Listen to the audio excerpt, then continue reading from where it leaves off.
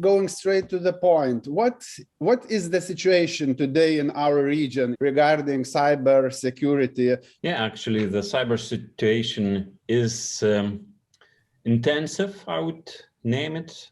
It's very intensive in the whole region. When we previously were speaking about the cyber warfare, about the cyber attacks as a part of the military activity, nowadays, in our weeks, shows that is integral part of most of the military activities. So cyber incidents, cyber attacks are performed in front of the conventional activities on the ground, but as well during the military activities. Cyber incidents are leading those military activities as well. So it's why state-sponsored cyber attacks is not a theoretical thing. It's used by the Russian Federation in Ukraine, and we predict it could be used in Baltic region as well. Rytis, the United States are talking a lot about the cyber activities in the region. They're talking about even their national security issues. What kind of cyber attacks there are in these days in our region? Our priority, our strategy is to defend critical infrastructure in Lithuania, first of all. We understand that to defend everything and everyone in cyber spaces is impossible. And by the way, European Union strategy, so-called NIS directive, Network Information Security Directive, talks the same, that first of all, it's necessary to pick up critical infrastructures and form defenses on that. What kind of the cyber attacks could target? First of all, hacking activities. In Lithuania, Ministry of Defense will publish a report of national cyber situation of last year. And in that report, everyone will observe that the statistic that successful hacking activities increased, almost doubled last year. So those kind of the attacks is one of the biggest concerns. Then DDoS attacks, so-called denial of service attack, to exclude services on internet running. In the past years, we observed the decrease of DDoS attacks. Now it's again increasing, especially this year. Then the malware activities. The one that, for example, in the past week, we observed in Ukraine, the new type of the destructive malware that not only encrypts the data when the malware is executed in a system, but it destroys basically the data. And the opponent is not hiding anymore behind the cyber crime. Previously it was ransomware attacks, ransomware viruses that ask to pay bitcoins in form of bitcoins, the revenue. No, not anymore. Not anymore. I had a question. Exactly, Rytis. I had a question if Russia is working directly or through proxies during the war. So you say that they are not hiding anymore. It's hiding as well. Using proxies, it's a vector of activity as well, and it's quite the big. I mean, using, for example, IT companies that outsourcing activities on IT system. It's not always necessary to breathe critical infrastructure system. They use IT companies that do services on critical infrastructure because those services has the direct connections, accounts to perform services, maintenance on their systems. So they use that as well. It uses direct activities in hacking.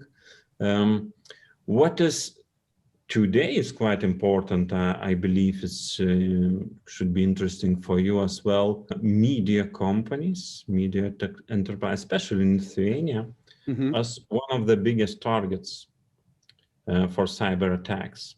Previously, we, by the way, of course, observed a lot of hacking activities with the purpose to hack media and spread fake news, disinformation.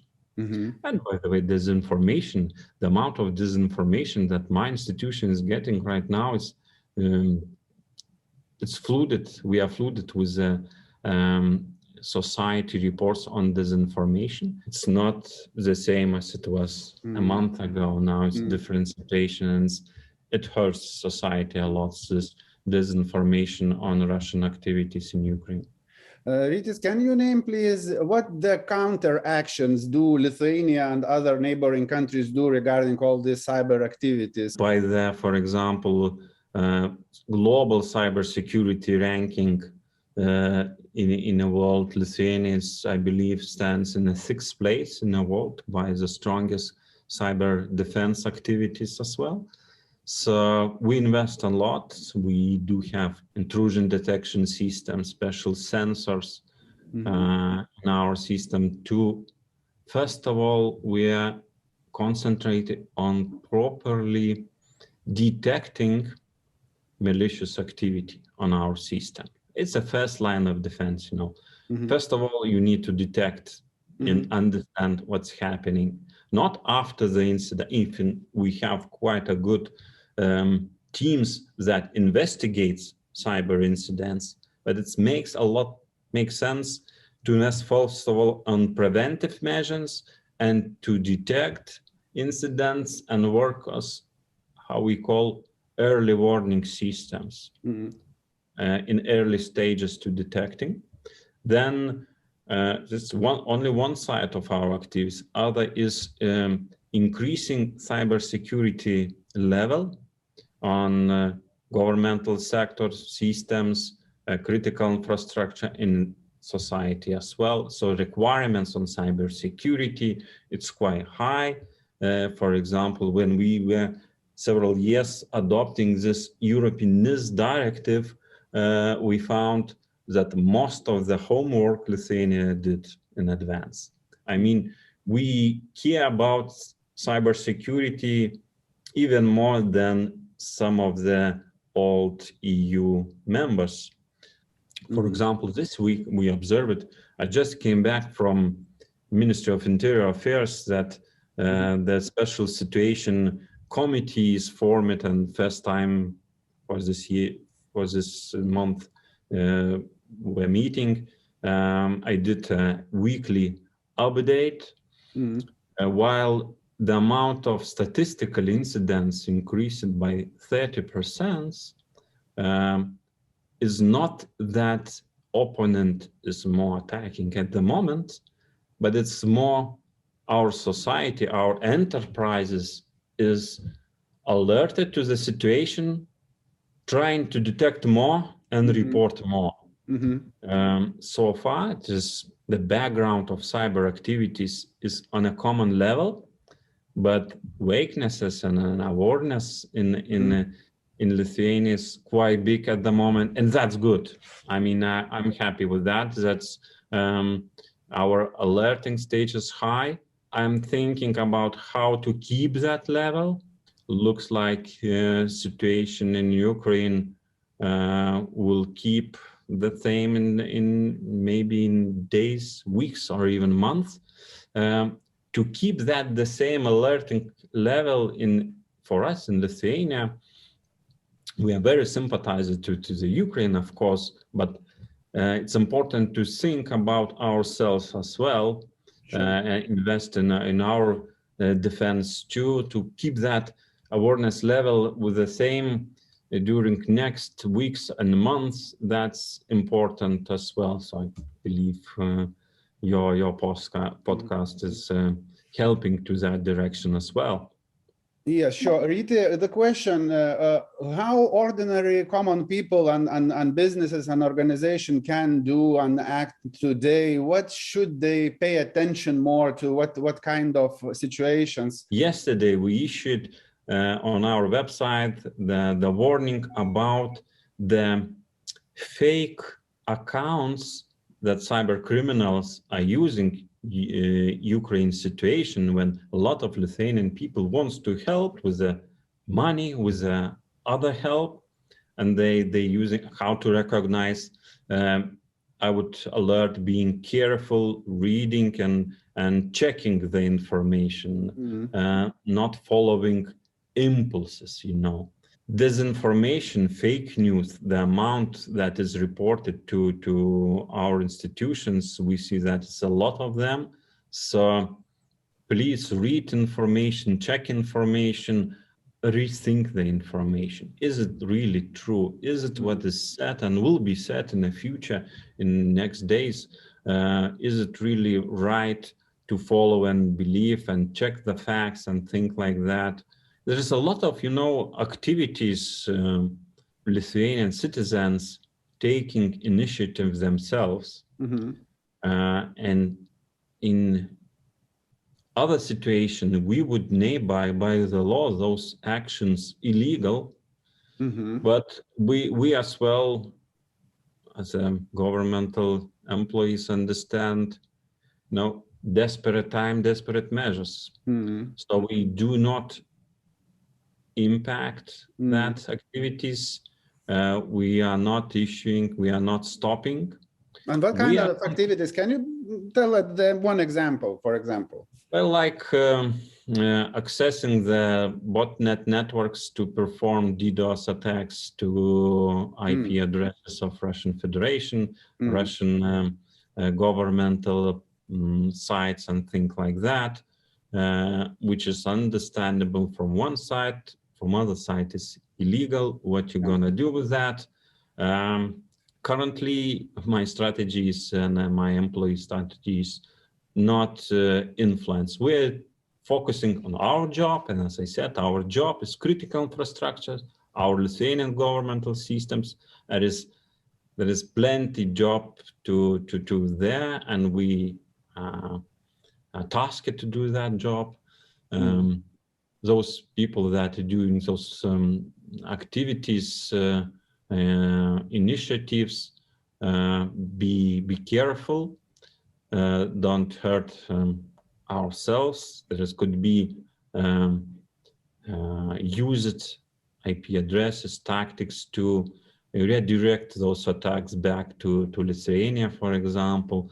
So sometimes people are following the trends, you know, and trying to participate, but when people don't understand what they do on the internet, better not to do that. Or of trying to do, understand what you are doing. Sometimes young people, even parents, are involved to perform those activities. I have doubts. Is it all right?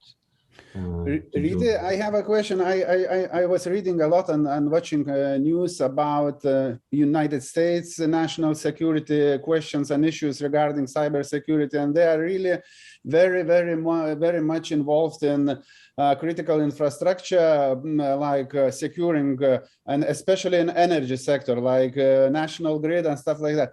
How could you explain? Is it a big danger, for example, in European context, to talk about such troubles even for national electricity grids? Good thing is that critical infrastructures and electricity sectors use isolation of the system. It's all called a term in IT world, air shield. I mean, it's isolated by the air. I mean, it's critical infrastructure should work independently without the connection to the internet. It's why not easy to distribute malware to those industrial control systems. But there is an example when it's happening. The malware could be bring it into the system via USB sticks and things like that. So that's why it's really real danger. But operators of critical infrastructure and as well Lithuania operators of the electricity grids is very well aware of the situation and can ensure measures are taken. Hope for the best that scenarios like in Crimea couldn't happen in Lithuania, but we are working, we are preparing for that, and we should keep concentration on that. And not only electricity sector is. Yes, I would like to ask, what are the critical infrastructure components in Lithuania? Explain, please, for simple people, citizens. Yeah, so we talk about electricity sector is important, not on itself. It has cascading effects, interconnections, for example, to telecommunications sectors. Telecommunication, number 2, yes? Yes. If electricity stops, communications is influenced. It's not enough diesel generators and accumulators on the system, but there are some of them. Then the third one, and perhaps one of the underestimated sector is financial sector. I mean, financial sector itself is dependent on telecommunication and electricity. Yes. It has very well prepared backup systems and redundancy, but the targets on financial sector as a target is quite a big, and I would name financial sector as one of the biggest. Banks, transactions, disturbing, even disinformation. Can imagine disinformation that banks are having cyber attacks and cannot function, that fake news could influence that people, for example, could go for a caching on ATM machines. The effect could be really big on financial. So actually every sector is interconnected, because banking sector is influenced by communications and by electricity. Communication the same, are influenced by electricity grid operations. So all this critical infrastructure sectors they're actually linked and very close. If one has problems, then another will have to. Yes, the Russians bombarded the atomic plant of Zaporozhye. Yes, are these objects today well secured of cyber threats and stuff like that? Well, first of all, Ukraine and Zaporozhye atomic plant, we didn't observe cyber attacks. Yes. Yeah. I believe they tried. They tried and then bombed. And then bombed. Do it have, to ask a very good question, do we have effect? Yes.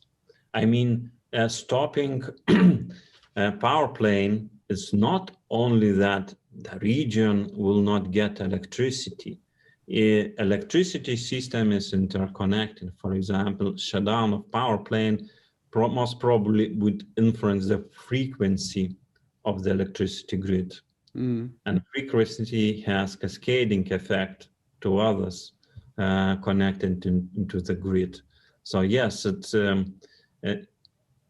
those attempts was serious and could have dramatic effect on Ukraine electricity supply.